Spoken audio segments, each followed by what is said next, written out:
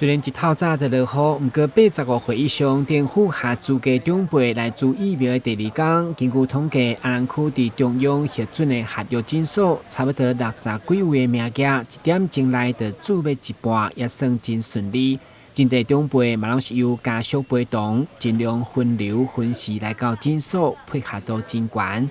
而且区公所嘛因应每一个注射点做好动线规划甲休息区安排，因为需要空间较济，会占用到其他商店，嘛是爱尽力协调。第希望互长辈伫整个过程会当较舒适，同时符合防疫规定。加上开信、矿泉水、加大瓶啊等等，拢传便便，互家属感觉踏心。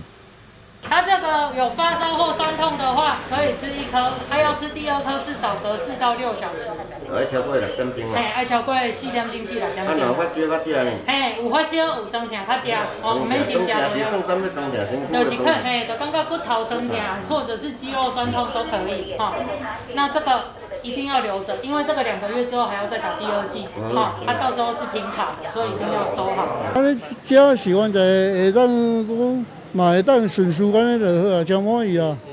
哦，安尼。有大心无啊？有啦，即摆做这社会当然，即目前特别的无共款的迄个安尼有大心啊，政府安排有大心啊。因地制宜啊，每一个地点啊，如果有骑楼的部分，我们来有效的来做一个动线的安排；没有骑楼的部分，我们会搭设帐篷，有电风扇，还有提供矿泉水来给我们长辈来使用。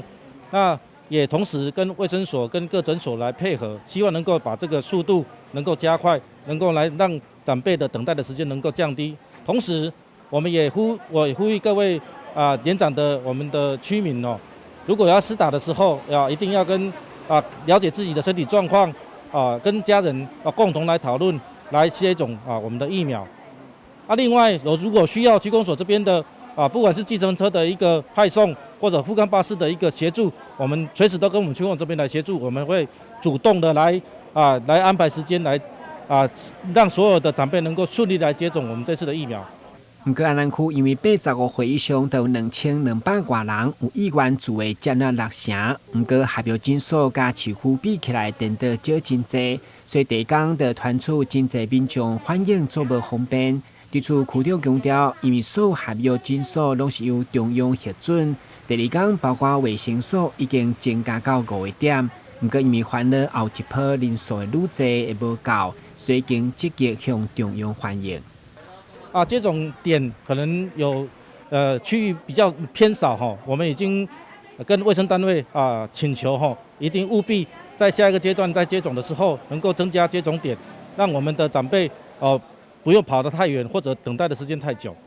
疫苗施打第2天难免也是有突发状况，好在所有工作人员甲医护努力顺利排毒，希望后日后施打流程更加顺遂。台新闻管及何乔邦采访报道。